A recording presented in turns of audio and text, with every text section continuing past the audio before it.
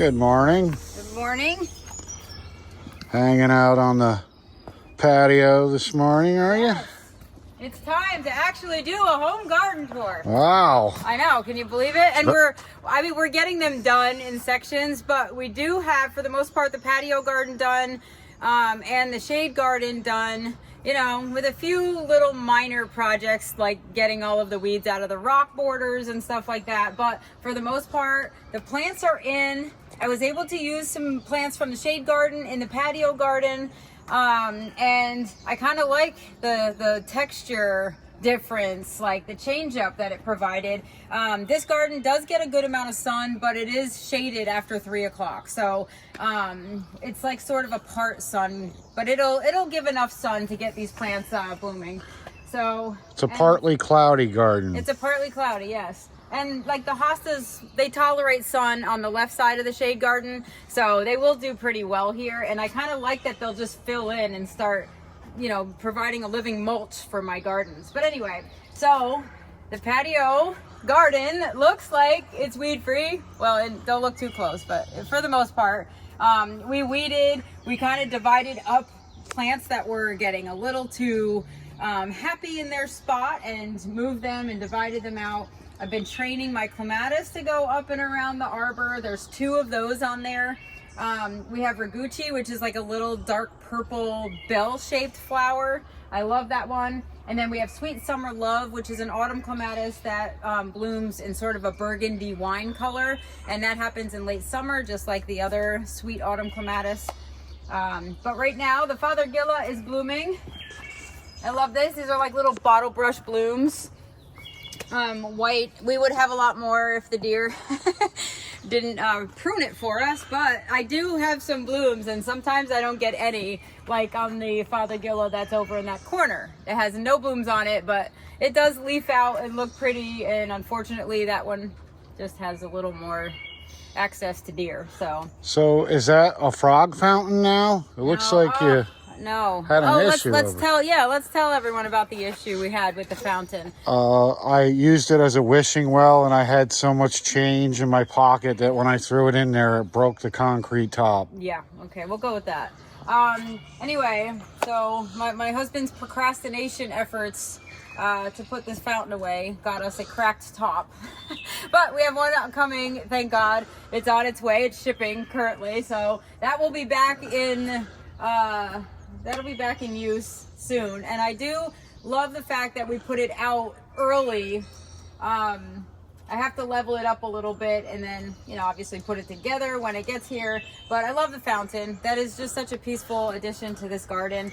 But one of the things I love doing with gardens in general is changing up textures and colors, even if you're not going to have blooms like in a shade garden. You know, your primary focus is to get a change up with texture and color and foliage types and kind of like put it together like a sensory garden. You know, some things are soft like lamb's ear, and they also have a silvery tone, so they have a different texture and feel to them. And then you put them next to things like daylilies, or you get a same color plant like this and you have a fine leaf. These are alliums, and they won't bloom until late fall, but I just like the change up in texture. So that's why when I added the hostas, I was like, yeah, that's what it needs. Because I have a lot of this fine leaf, kind of fine texture, like Astilbes. I have a lot of that in there just because it does really well in this garden. But I like the big, flat leaves of the hostas. I think that's going to really make the other ones stand out. And when you have colors like lime and blue, it's going to make the dark foliage on the Astilbe stand out, and on the euphorbia. Look at this. I love this plant. Like, the yellow is such a pop in the spring when nothing else is really blooming, so you don't have to worry about it clashing really with any other colors. But it does really well on its own foliage because it's burgundy. So I put a whole bunch of plugs of these in, if you remember, I think in the spring of last year. And wow, they're actually doing really well. And I put them all along the border. So they're filling in, and it's like a nice little cherry yellow, so that's fun. And then we have like our volunteer Jack in the Pulpit is still like coming up and happy and multiplying through the fence of my clematis trellis. So I'm going to leave that. I love it. It's kind of like woodland meets like landscaped meets, you know, whatever I want to do out here. So the hydrangeas I pruned way back this year. I think we did a video about that. If you remember, let all the bugs in, Jax. Watch out, bud. So I pruned it hard and I took off all the leggy branches. So sometimes when you have hydrangeas, you'll get a lot of like little fine branches, and if you allow them to grow and it does bloom, they're not going to hold the blooms up. So they get kind of sloppy and droopy looking, especially when you have part sun. So I went through the hydrangeas in this garden because we do have a little bit less sun here. And I took off all those little fine branches. So it looks like a very strong, you know, like we have really strong trunks and stems. And I did that by design this year because I don't want it to flop. And it may get heavy and leggy from the new growth coming up, but I'm not going to have all that fine junk in the middle of it, which I don't like. Plus it just looks cleaner to me. So I did take those back to the same height. They are the same hydrangeas. They are firelights. And I did it also to the vanilla strawberry hydrangea. So on this side, you can see I took out all the fine stuff and it's starting to come and leaf out and fill up on the top. So all of that will start to come up and fill out. I do have some onyx zebra hydrangeas. Those are mop heads. I was really hoping that with the late spring that we had, we didn't have any really early warm-ups. So I was like, oh good, those are gonna stay dormant and we're gonna actually have some flowering, you know, some stalks on those that didn't die back, but thus we did. So all of the growth is coming from the base, which is very typical for here. But these are supposed to bloom on old wood and new wood. They're not always reliable, but. I was going to ask, if you cut those old stems off, would it grow quicker, or do you just leave it like that? Oh, they're dead. They can be cleaned up now. So what happens is you leave these stalks because on the stalk, on like after these bloom, like you'll see down here, ooh, right here, see that? If I can get in there, see these little green things? Yep. Well, that should be happening all the way up the stem. And then this would fill out to be a big, gorgeous shrub. What'll happen is it's gonna take the slow route because these buds die back and we have such harsh winters, and this past winter was really harsh. They'll start to wake up, and then the freeze will hit them and they'll just die back. So they're not reliable when it comes to staying alive on the old wood. So the old wood will get cut down. This has to get cut down, but I wanted to see if anything was gonna start like kind of coming alive up the stem, because that's where all of the flower buds are made. But this will rebloom. So it's just gonna take it a bit. So it's really a preference then, if you want to cut it. No, you actually, that is meant to be filled out and left alone. But here in zone 5B, we reliably have to take them to the ground every year because they just don't do what they're supposed to do. It's just a climate thing. So if you're farther south, you probably don't have to do much except for like clean up, shape it. And you probably have gorgeous blooms. Or maybe it's just something that happens in my garden. But I know that that is something that people are always saying, why aren't my hydrangeas blooming? Because they bloom, a lot of these bloom on old wood. The mop heads always bloom, not always, most of the time. If you have the older ones, they bloom on old wood, and the old wood doesn't survive our winters. So it's kind of a bummer, but they are beautiful and they do fill out, and they're just a good filler for the garden. So yeah, it looks more like a hydrangea right now. Yeah. See ya. I got to pull the leaves out of there so I can get some of that growth to come up through the leaves. But yeah, so, and then the tree peonies this year. Oh, look at this. I have lots of buds on the tree peonies. So this one is one that my friend Kathleen gave me when she moved.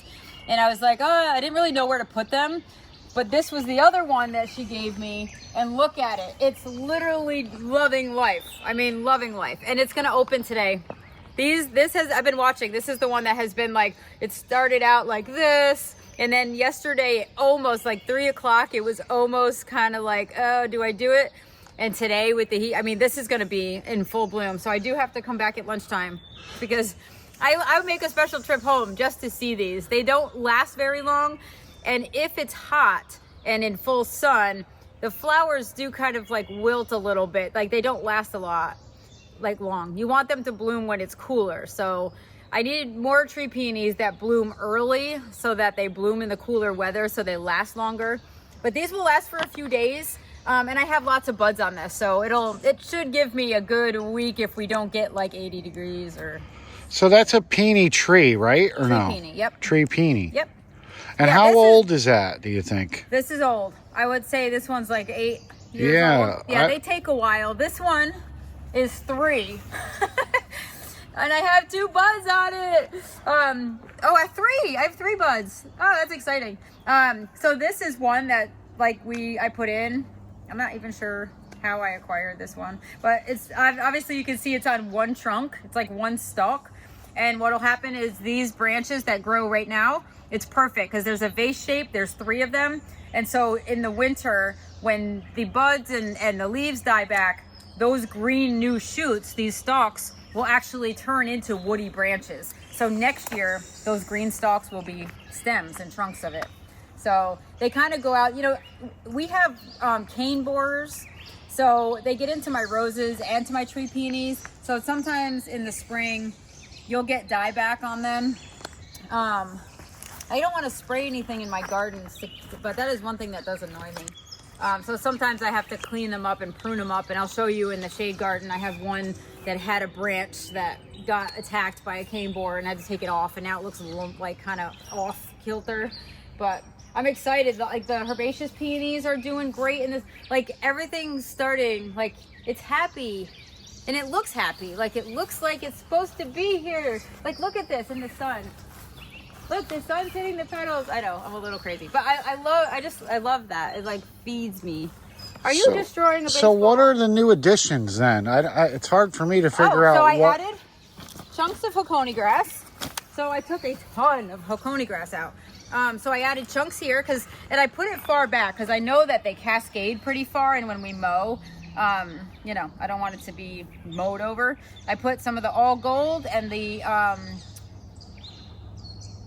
Aureola, yes, variety. That one's the variegated one. That's all gold. So I kind of alternated them. I put a big hosta division here and hostas there. You didn't notice that? Well, I don't know. I don't really. You probably can't tell, but I also put grass here. I put grass there, and then. It's kind of like when you hide plants. I don't notice, so you should be happy. I'm really good at that. I put ferns in right there. I put hostas on each side of the bench because those June hostas do really well. And I put hostas at the base of the bird bath. And I put one in the corner there. I like the addition of the hostas at the base of the frog fountain because then they can just leap out and they have something to land on, and they actually look like lily pads. Yeah. So. Oh, speaking of, I did not weed this garden, but I got to show you something. This is something that always gets attention, and no bugs have eaten it yet this year because it's been like a washout all year. Hey, Zoe, that's not Zoe. Zoe's eating the grass. You pointed it out to her. Don't eat that. Jax is like, what? Zoe's eating what? Get the ball. Yes, get the ball. So I wanted to show you, speaking of lily pad, because this always gets attention, and this garden hasn't been done yet, so please don't pay attention to that. Look at this thing this year. This is what happens when you have a week of rain, plus like, you know, pretty consistent rain so far this spring. Look at these. So this is Hydrangea tabularis. No, that's Roger's flower. That's the Hydrangea. Sorry, hold on. This is Astilbe tabularis. Can you spell that? No, I kind of feel like you right now, trying to figure this out. You know what's funny? Like because I've neglected these kind of gardens for 2 years, like I'm starting to like forget like what the name is, because I didn't do tours last year because the deer ate them and we had them neglected and they look terrible, and so like I don't have my annual like run through of plant names, so I'm like, oh god, I'm racking my brain. I have all these and they are listed kind of in other videos, but I have to go through. But Astilbe tabularis, I believe, is this one, and this is the one, like it's huge. And usually we have like you know, kind of looks like Swiss cheese because, you know, something loves it. But underneath look at my hellebores. They're blooming. I'm so excited for those. And I have one big one back there, and I actually harvested a couple stalks of the hellebore flowers for bouquets. I want to put more of those if I can get them to grow. I had such a hard time for years growing them, and now I have 2 really good sized plants, and I'm not touching them, I'm not moving them. But anyway, so my question is, how do you only have one of those? one of what? You usually have 3 of each. Oh, I had like 25. I bought like 25 babies. I'm not talking about the hell of a boring ones. I'm talking about the hosta one. What That hosta? big hosta leaf you just showed me right here. Hosta. What is it? It's an Astilbe tabularis. Yeah, and that's why I It's forgot. not a hosta. This is a hosta. But by the way, that is like a massive hosta. I think that's the humpback whale one. It took forever, and now it's really starting. Like, apparently, if you give it lots of rain and attention, yeah. So that Grow. My lily of the valley. That's not which is great. in the hosta family That is then. not. No, it's actually in the same family as this. As this guy. So this is Roger's flower. Yeah, this gets that big, massive white panicle bloom, and I divided it and put it there, and look at it. It Like looks there's 2 big sections of it. I love this. it looks more like Roger's marijuana Hey, plant. a little bit. A little bit. There's some buds on But that. see, look, like I divided it, and I'm like, oh, I'll just put a little chunk there, and now it's like, wah. So I'm actually gonna have to like take some, you know.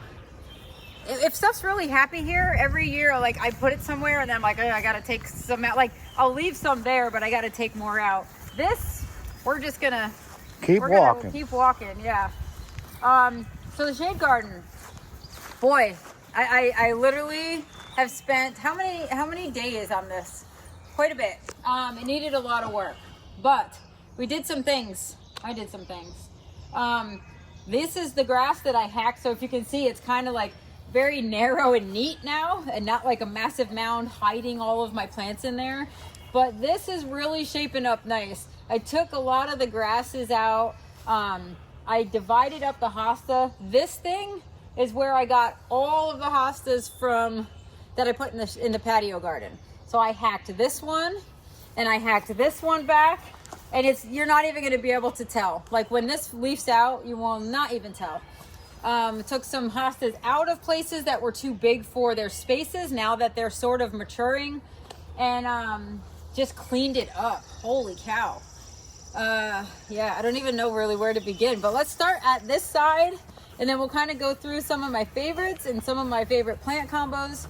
And I even took this plain. This is the plain Hakone grass. Don't underestimate this guy.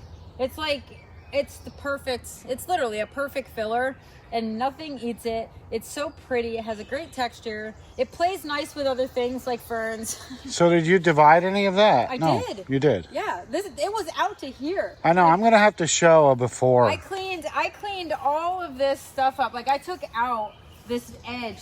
Like this was all, if you remember Hot Kiss, and I actually could have taken more of this out because it looks like this is a little bit bigger than these two, but that'll be for next year. But yeah, I took out and I cleaned this up. These I divided. This is Hosta Eros. This is a hard one to get. And I love it. It's limey. It's like this all season. Lime with a dark center and some white, like kind of like the snake eyes stripe.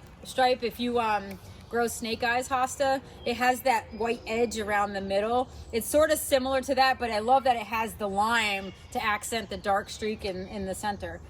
So I'm trying to slowly work on that one, like getting a bunch of that one, because it doesn't get super big either. So it's like a great little ground cover. And then Hosta Andrew, y'all know that one takes decades. They look similar. I've had that for years, and it just doesn't grow fast. But it's really pretty. It's pretty enough that I tolerate it being so slow. You know, kind of like you. Yeah. You're so cute and useful. I just have to tolerate you too. But anyway, so this right here is Epimedium. Feelings mutual. This has great leaf color, and then you can get them like, see how this one has a brown edge?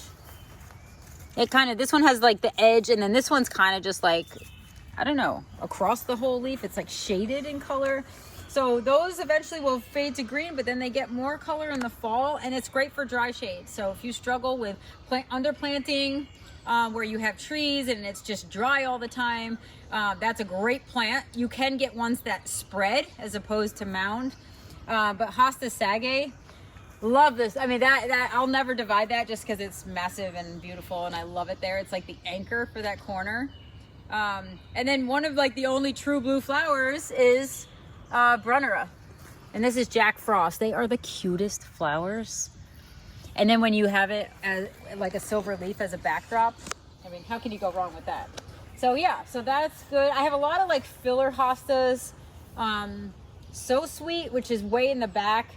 That one's kind of real short this year. I think it just needs to be fed. They're kind of fizzling out. They may need to be divided. They've been in there since the very beginning of this garden.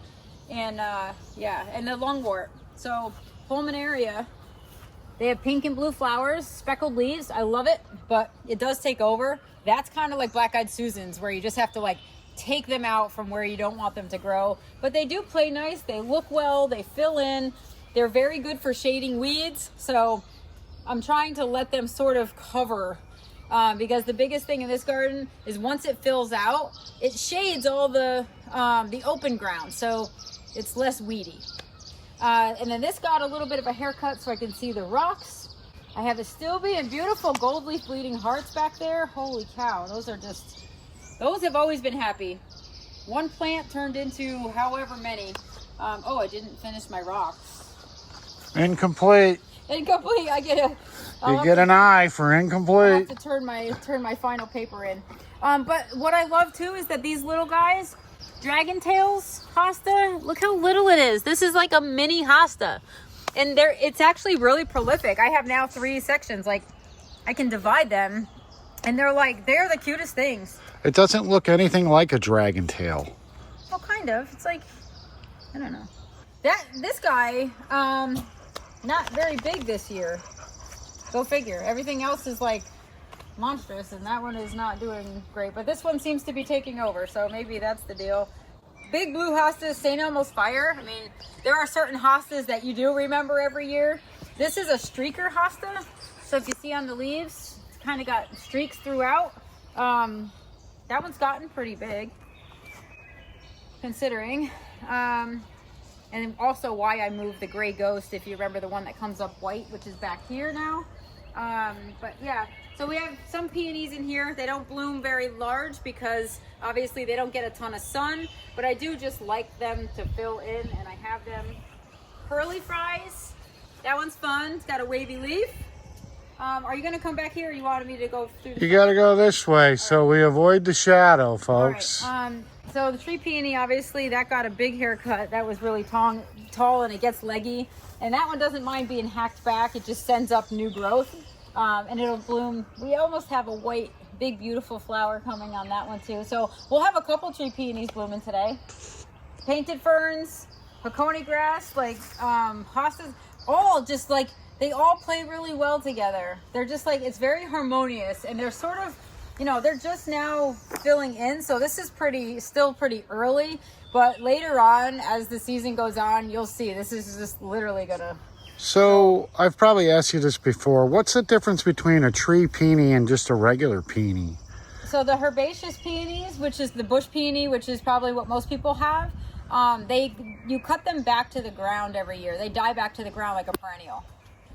The tree peonies, you don't cut them back. You keep the woody stems, and they have the buds for next year's bloom on the stems, on the trunks. And the tree peony kind of holds the bud up when the other peony just lets it's too heavy and it falls down. Some bush peonies get top heavy and flop in the rain, and you have to stake them. You should stake them. But yeah.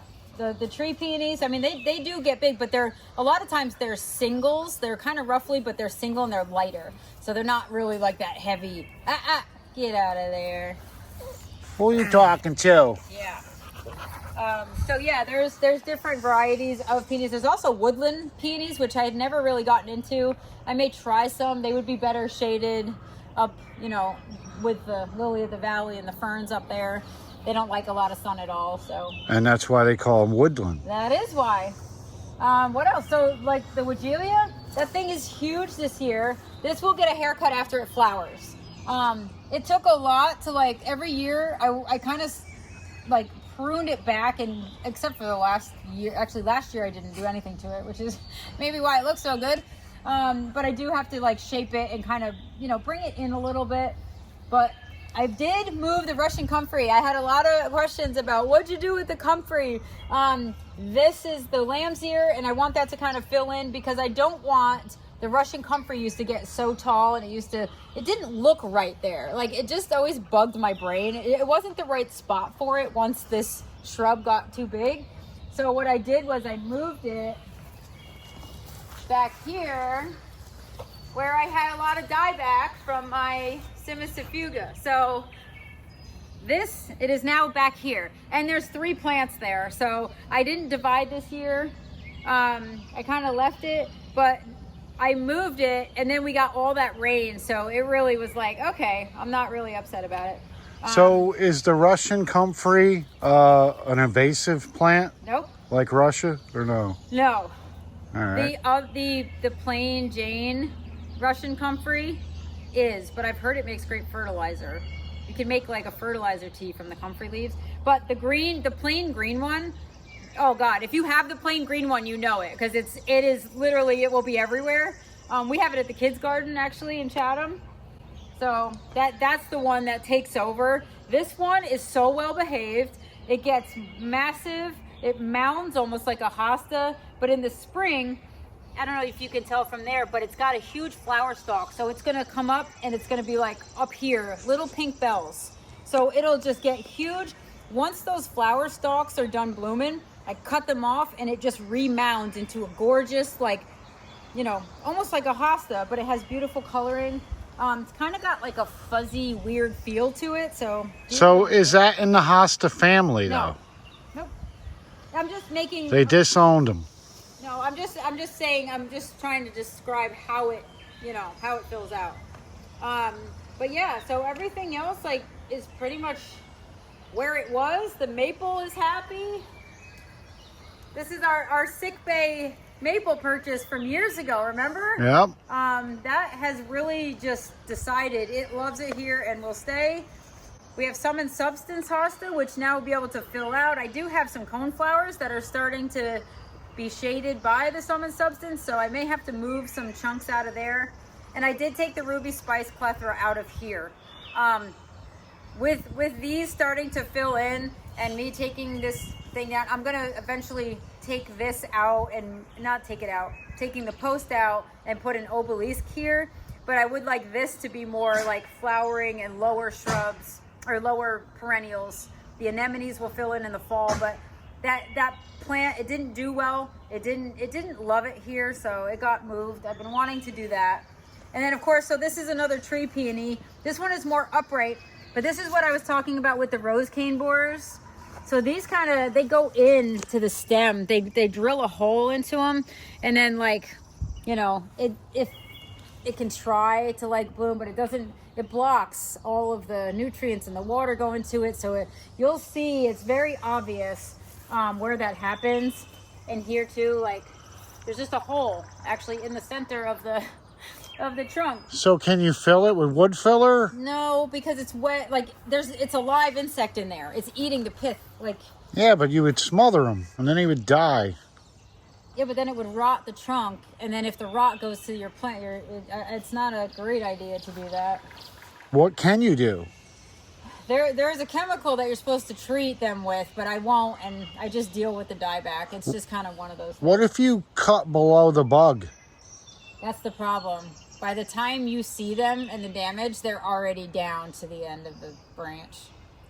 Like they go, if you keep cutting, you can keep cutting until you see green, but most of the time they're already down there. Now, are they visible? Can you see the bug? Like, I'm sure they're small. I don't know. I have never actually seen it, but I've seen the damage. And maybe if I look under like a microscope or put my glasses on, I'd be able to see it. So what do you suggest somebody does if they notice that their tree peony has a little bug boring through it? I mean, that happens with roses too. Some people treat them. I just don't. I don't like using stuff in my garden. So I'm sure people will chemically treat the plant, and that way if they die, the chemical's inside the plant. But the bees are gonna like pollinate the flowers and stuff, so I don't feel good about doing that. But if you leave it alone, won't it eventually just kill the entire plant? No, they pick a branch. So like right now, see how it's kind of wonky because it's like it should have something here coming out in this left right in the right side lower part. It should have a branch down there, but it doesn't because it got, see, it's like this should have leaves and stuff on it, but it died back, and this should have leaves and stuff, and it's trying, but that probably also will be cut back. But the good thing is you can see there's new growth from the base. So what'll happen is that's going to find the light because this is wide open over here, so the new branches are just going to fill in there. So it's kind of cyclic. It kind of like just, it does its thing. But yeah, so we're off to a good start, and I have to give props to my husband who has taken over the responsibility of spraying for deer. Yes. I can't tell you how many times I get the questions and the comments, oh, you must not have deer and rabbits. Watch last summer's video. I have plenty of deer and they love this garden. It is a buffet for them. But with neglect and without consistently we use liquid fence deer repellent. It's a stinky spray, but it only like stinks for like the first few hours. And then when it dries, deer can smell it, but it's pretty, you can't smell it as a human. So, but anyway, Brian, even with the rain, he has really taken over the responsibility of doing it because I have so many other things going on, but that's like his thing. And he's like determined to not let last summer's event happen again. What I love most about it is when my wife is the cheerleader on the sidelines and she's yelling, deer fence, deer fence, right? deer fence.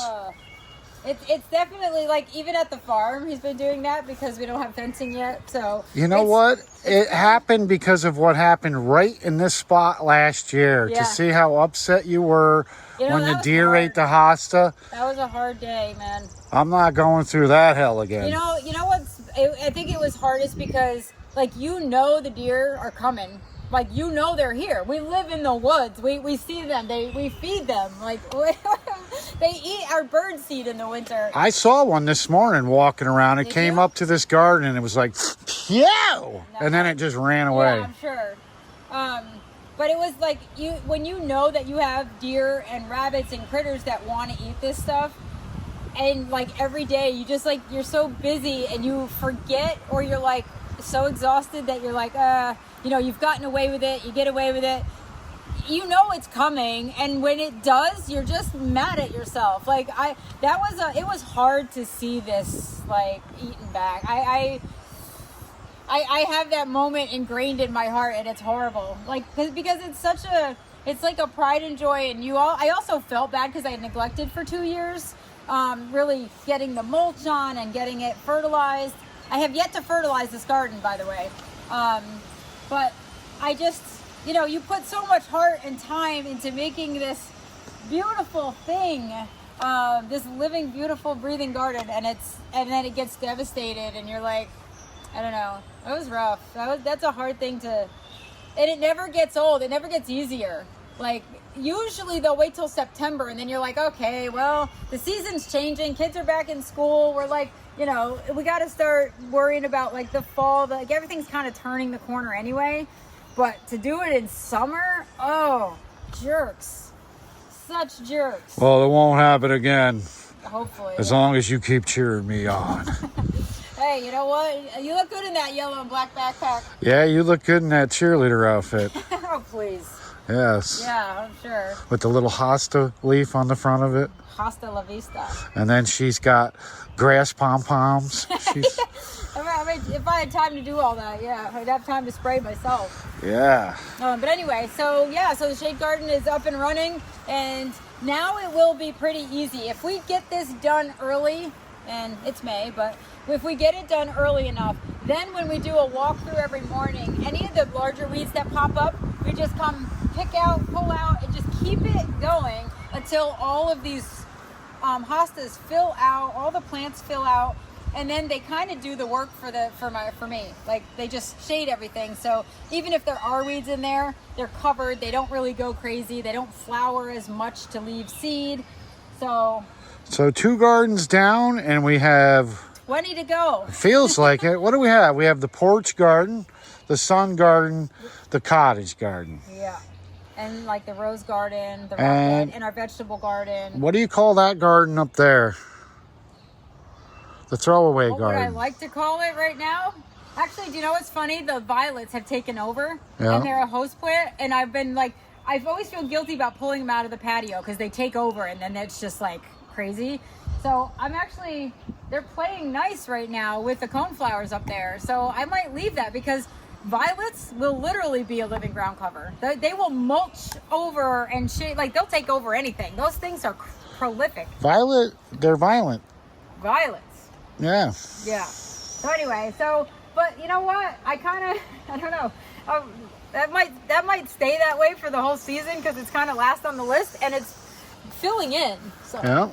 But anyway. All right, looks great, honey. Yeah. So if you have questions or like, you want to know what certain plants are, there is a video that we'll link to when we went through and put all of the names. And I'm sure that most of what was in that earlier video with the names is still in here in one way, in shape or form. I don't move this garden around a lot. I do divide it when it needs to be done. And this year it got some dividing and it got some revamping a little, but I love it. I love how it looks and it just plays nice. And yeah, so I hope you enjoyed the tour. Finally, I know everyone has been asking for one, but I am just as thrilled as you are to see this. So, and so am I. Enjoy. Thank you, honey. You're welcome.